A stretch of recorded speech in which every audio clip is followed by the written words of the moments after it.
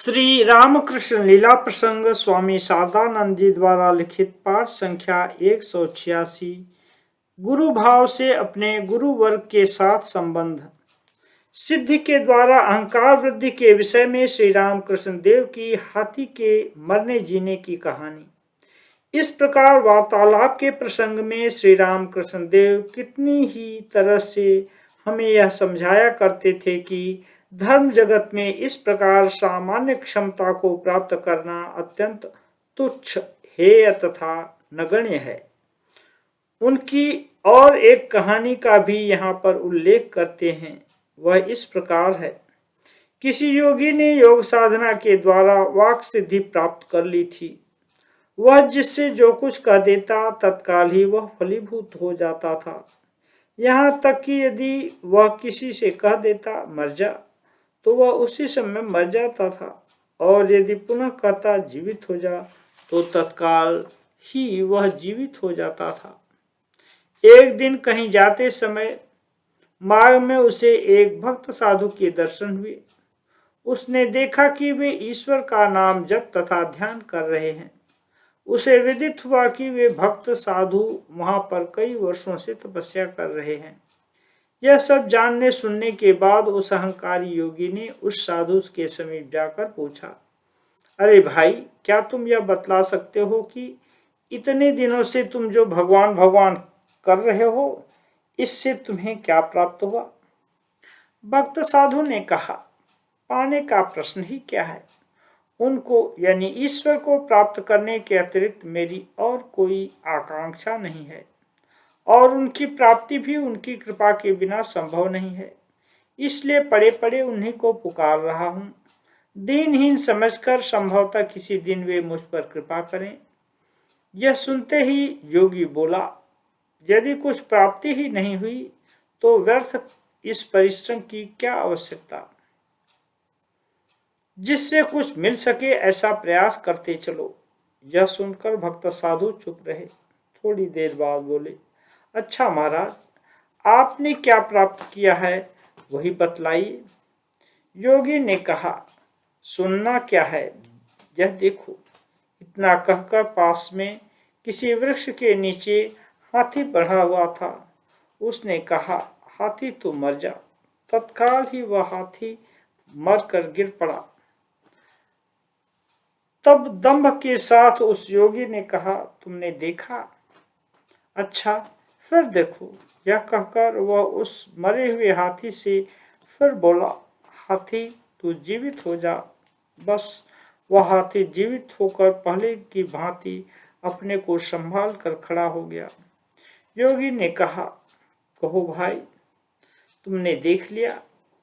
तब तक वे साधु चुपचाप बैठे थे। फिर बोले, इसमें देखने का क्या था? एक बार हाथी मर गया, पुनः जीवित हो गया, किंतु क्या आप बतला सकते हैं कि हाथी के इस प्रकार मरने जीने से आपको क्या प्राप्त हुआ? इस शक्ति के द्वारा जन्म मृत्यु के हाथों से क्या आप स्वयं मुक्त हो चुके हैं? जरा व्याधि से क्या आपको छुटकारा मिल गया है? अथवा अखंड सच्चिदानंद स्वरूप के आपको दर्शन प्राप्त हुए हैं?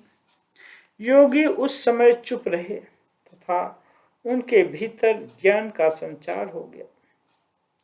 चंद्र तथा गिरजा इस तरह भैरवी ब्राह्मणी की सहायता से ईश्वरीय मार्ग में बहुत कुछ अग्रसर होने पर भी सफल मनोरथ नहीं हो पाए थे।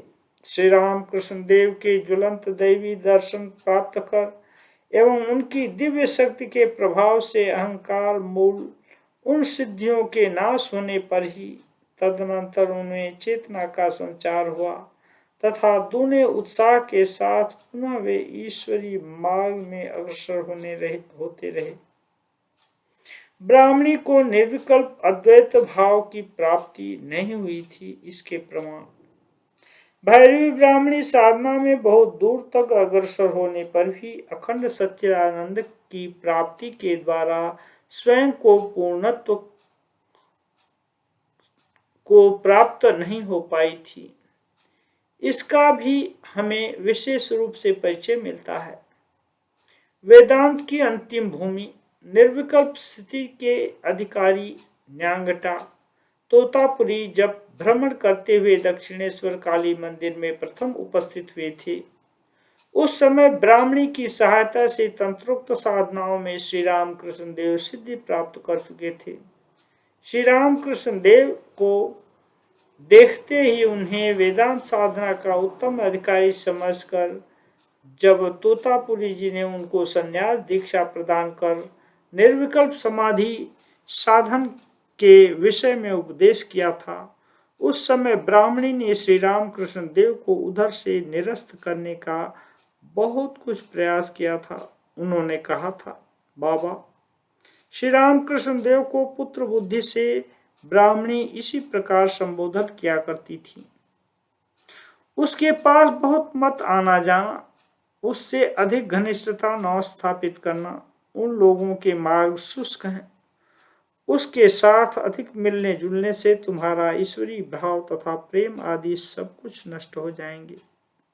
उनके इस कथन से ही वह भली भांति अनुमान किया जा सकता है कि भगवत भक्ति में असाधारण होने पर भी विदुषी ब्राह्मणी को यह पता नहीं था कि उन्होंने इस बात को कभी स्वप्न में भी नहीं सोचा था कि वेदांत की जिस निर्विकल्प स्थिति को उन्होंने शुष्क मार्ग कहकर निर्देश किया था तथा जिसके संबंध में उनकी ऐसी धारणा थी, वही यथार्थ में पराभक्ति को प्राप्त करने का प्रथम सोपान है।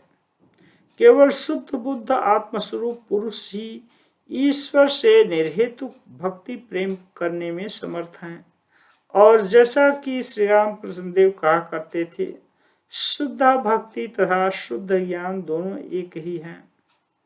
हमारा अनुमान है कि ब्राह्मणी इस बात को नहीं समझती थी तथा समझने के लिए तैयार भी नहीं थी।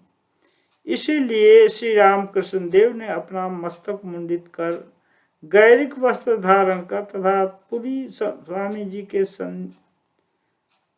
स्वामी जी से संन्यास धर्म की दीक्षा ग्रहण कर निर्विकल्प समाधि साधन करते समय अपनी जननी जैसे इस विषय को अपनी जननी से जैसे इस विषय को छिपाया था, उसी प्रकार भैरवी ब्राह्मणी के प्रति भी इसे गुप्त ही रखा था। हमने सुना है कि श्री राम कृष्ण देव की वृद्ध जननी उस समय दक्षिणेश्वर की उत्तर दिशा में अवस्थित नौबत खाने के ऊपर रहती थी। इस वेदांत साधना के समय श्री राम कृष्ण देव 3 दिन तक सबकी दृष्टि से छिपकर कमरे के अंदर अवस्थान कर रहे थे। उस समय केवल तोतापुरी जी ही बीच बीच में उनके समीप आते रहते थे।